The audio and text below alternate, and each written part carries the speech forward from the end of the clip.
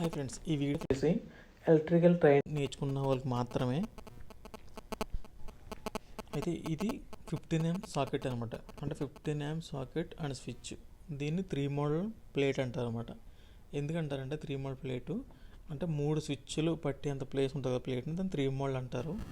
అయితే దీని కనెక్షన్ ఎలాగే అవ్వాలంటే, ఇది మన ఇంట్లో వాడే గేజర్స్, ఓవెన్స్ అలాంటి పెద్ద పెద్దవి ఉంటాయి కదా మోటార్స్, వాటికి అయితే 15 amp సాకెట్ అన్నది ఉపయోగపడుతుంది. 5 amp సాకెట్ అంటే చిన్నగా ఉంటాయి హోల్స్, దాంట్లో అయితే అవి పెట్టినా కానీ కాలిపోతాయి.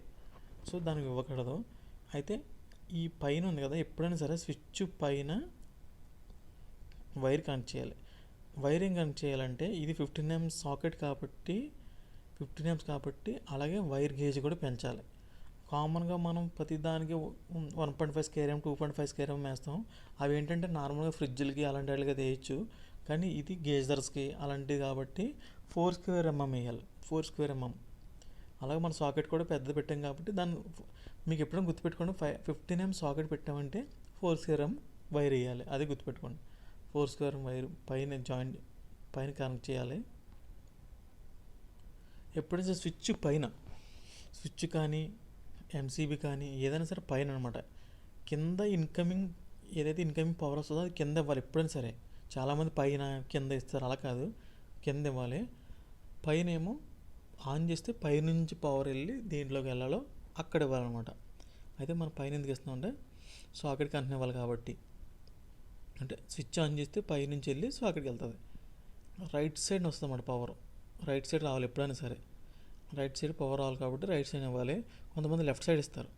లెఫ్ట్ సైడ్ ఎందుకు ఇవ్వద్దంటే, మనం ఒక ఫ్రిడ్జ్ ఉందనుకోండి, ఫ్రిడ్జ్లో రైట్ సైడ్ పవర్ ఉంది కాబట్టి అది ఇన్బుల్డ్గా అలా తయారు చేస్తారు, రైట్ సైడే పెడతారు. అప్పుడు ఏమంటే పవర్ అన్నది చాలా సేఫ్టీగా లోపల ఉంటుంది అనమాట. న్యూట్రల్ అన్నది కొంచెం ఓపెన్గా ఉంటుంది. మనం ఏమనుకుంటాం, మీరు అలా అటువైపు ఇచ్చారనుకో న్యూట్రల్ పవర్ వచ్చేస్తుంది. అప్పుడు ఏమవుతుందంటే ఎవరైనా వర్క్ చేయాలని ఏమైనా పట్టుకున్నప్పుడు షాక్ కొడుతుంది అనమాట.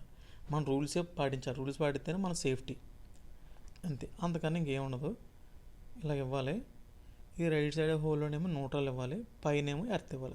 దాని మీద అలా నేమ్ ఉంటుంది చూడండి, అది ఇది ఫేస్. పైనుంచి సాకెట్ రైట్ సైడ్ ఇస్తాం అనమాట, అంతే.